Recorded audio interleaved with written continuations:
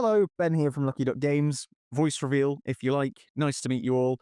I'm going to be taking you through the current state of the Dark Quarter. I know that's what's been on everyone's minds for a little while, and let's see where things are at.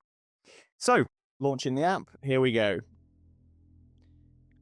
First of all, you'll have this screen here, which in due course, when you tap the Buy Board Game button, you'll be taken to the Lucky Duck Games website where you can actually purchase the game. Hooray!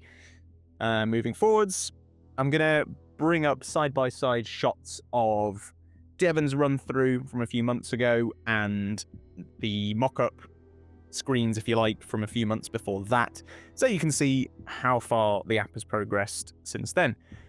Here we are on the main screen. Let's have a look at the settings menu. Already you might have noticed the eagle-eyed among you, some UI changes. Don't know if people are interested in user interface, but there you go. Let's have a look into the settings menu. And here we've got a few changes again since the screenshot compilation video. Different UI again. Just to have a little sneak peek. Obviously, the localized versions of the app are being worked on as I speak, but if I just tap French, for example, you'll see that's not just an empty statement. You can see there some of the language things have changed. Again, if I tap Polish, you'll see again some changes. Not complete, but that is that's been explained. They're coming later. Let's switch back to English because that is the language I speak and understand, and I can tell you what's actually on screen. We can toggle sound and music, toggle skill tests. I'm going to talk about these three options at the side, the time pressure, additional content, or two options on the side, I should say, a little later because there are separate screens for that. Let's go back to the main menu and let's launch the Dark Quarter. Again, there's an option here to toggle the game, just in case anybody downloads this app and does not have the physical game. If you untoggle this, again, there's an option to buy the board game, which will take you to the Lucky Duck Games site. But I do, in this instance, have the game, so I can take you through it. Let's start a new game. We've got a new loading screen here. And as I mentioned a second ago, there's additional content. Obviously, those of you who backed the whole damn agency, you'll have minis. You can toggle that on and off. And the Yesterday Demon as well, you can toggle on and off depending on how you want to play, what components and abilities you want to use. As for the minis, the reason there's an option for this is because, as it was pointed out a couple of updates ago, the numbers on the minis are different from the cardboard tokens. So by toggling this on, the numbers are updated to reflect what components you're using. So let's press on. This time pressure screen will look familiar, but a little bit different. The low and high options have essentially been switched around. I'll bring that up on screen so you can have a look. And let's say for now, I just want to go a little tension, never hurt anyone. Let's push on. This screen will look familiar as well. This hasn't changed, I don't believe. Pick your characters. And you can also see more about them in their profiles, but I'm going to try and keep this as spoiler-free as possible. So let's press OK. Again, this screen will look familiar. I don't actually think this has changed since Devon's run-through. You can spin the characters around, have a look at their mini in a little more detail. It'll prompt you to set up their cubes and their starting items. I'm going to go back because I don't want to push on with the story because there's more to see that's not part of the Dark Quarter, the main campaign anyway, because we now have content for Lost to the Night. If we tap on there, here you go. Again, it'll prompt you if you actually have the game. Let's update that real quick, make sure I've got that. See, this is being constantly updated. I had updated this before making this video, but things are constantly moving. So if I would press new game here, oh, I didn't actually go into this before, did I? So there's the profile section here, where if you have multiple people playing this game at once with, again, different save spots and different progress with the scenarios, then you can pick between your profiles here and make sure whoever's playing has got the right selection and the app is restoring the right game. And you can also bank these up so you have a hard copy of them, which obviously I recommend doing. So let's go back. And Lost to the Night, let's have a little explore. Oh, again, won't go into details, don't want to spoil anything for you. But if we press new game, there's that funky loading screen again. Again, we're prompted to turn on minis and the Yesterday Demon if we want to. Let's just keep that as is. Again, time pressure. We've got some new characters. Evelyn Dansky, Firmin One Eye Lafayette, Jane Blue J Tien, and Hector Zavaleta. Apologies if I butchered any of those in pronunciation. Let's just pick a couple of those for now. There's your screens again. Actually, there is one more screen I think that's new that I want to show you. This all player's setup is going to look fairly familiar. It's not changed too much, but there is this addition of the images on the left-hand side, so you know at a glance which character ability cards you're looking for, depending on which campaign you're playing. I'll go back because I don't want to push too far forwards. Let's go back again and again. Oh, hang on a minute. I'm back as far as I can get. I need to go back to the main menu. Okay. Last but not least, let's have a dive into the Yesterday Demon. Again, this is still work in progress. This isn't a perfect representation of what it'll look like, but it is further along than Devon's video. Let's have a look at the Yesterday Demon just to show that this is being worked on. Obviously, according to our timeline, none of these are released just yet, but they are in progress, and they'll come in waves. So, if we go on We the Damned, for example, you'll see there's the option to start a new game. But if I were to go on the Yesterday Demon here, Chef's Kiss, Absolute Corruption, they do say not yet available. And just in case you think I'm holding out on you, if I were to press this new game, it's just going to spin and spin and spin. And if you don't believe me, I'm going to show you anyway. Why not?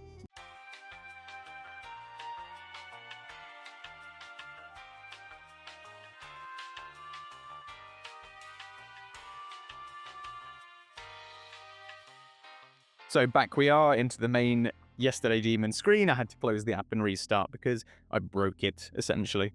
So if we were to go on to We the Damned, a little bit of flavor text there. Again, don't want to spoil anything for you guys. This one is going to progress. Okay, again, additional content, time pressure, choosing characters. Now, this one's a little bit different because, I didn't really point it out back there, but you'll notice that this story belonged to Julia Paris. Her profile picture, that's not the right word, her character portrait was on this scenario, and if we try to unselect Julia, it'll say this character's participation is obligatory, because this is a story all about her, it revolves around her. We can choose other characters, but we have to proceed with Julia, and we'll get taken through these familiar screens again. And it'll also prompt you to include the Yesterday Demon expansion this time around. And I think that is all we've got to offer for now.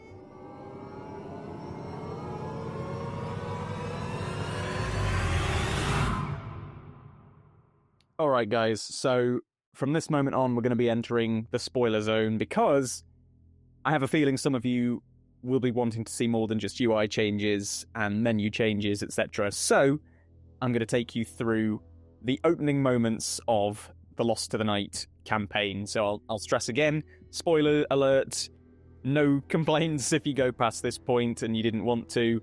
This is your final chance, because we're going in. So, the Lost to the Night campaign. We have the game. Let's give us a quick update before we start. As I mentioned, constantly being updated.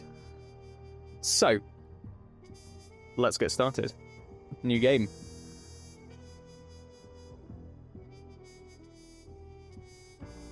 Let's keep both of these turned on, and let's go for a little tension, never hurt anybody. And who are we going to take with us? Evelyn Dansky and Firmin One Eye Lafayette for this one. Alright, let's press on. Evelyn Dansky, prep her cubes and get her starting items. Same with Firmin One Eye Lafayette. And we can grab their ability cards. And here, this is a screen we didn't get to earlier. Just prompting you to double check, triple check you've got everything. This is preventing, I guess, a mistouch. So you finish reading everything. Yep, we have. And prepped anything. Chapter 1, have you seen this person? I am not going to read all of this out to you because I feel like I haven't quite got the voice for it right now. I'm fighting off a cold, as you can probably hear. I will leave this to the narrators among you to read out, but I'll give you a little preview. Hopefully I'm going slow enough, or you can always pause the video and have a bit of a longer read. I'll read out things moving forward. But yeah, last chance to back out if you've come this far. We're about to set up the board for Chapter 1. of Lost to the Night. Game progress is saved automatically at the start of each in-game day, and save games can be loaded by selecting a previously played scenario and pressing Resume Last Game. Here we go. There's the city of New Orleans.